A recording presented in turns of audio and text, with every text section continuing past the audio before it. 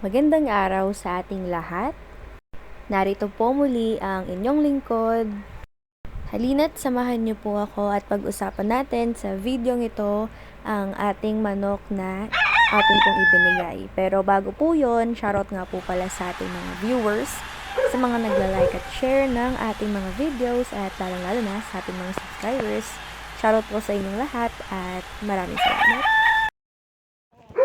So, nung nakaraan po, nag-upload po tayo ng video na kung saan meron tayong ipinamigay na inahin at ayun nga po, sa kabutiang palad meron pa naman po kaming inahin nung mga panahon na yun at ito nga po siya.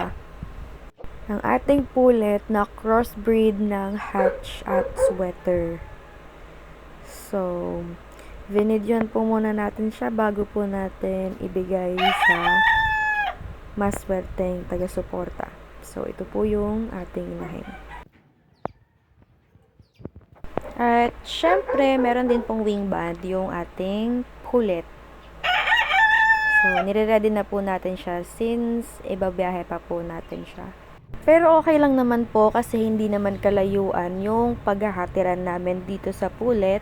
Dito lang namin siya ihahatid sa may Cubao. At yung pupuntahan po pala natin rito is si Sir Mark kasi nag-comment po siya sa previous video at ayun, swerte nga po, may manok po kami that time. So, ito na nga po, binigay na po natin kay Sir Mark at ayan, medyo nahihiya pa siya dito pero ayan, thank you po sa pagsuporta. Sa susunod po na meron kaming available na manok at pwede namin ibigay sa inyo, mag-update po kami sa ating YouTube channel. Pero wag nyo rin pong kakalimutan mag-like, share, at subscribe.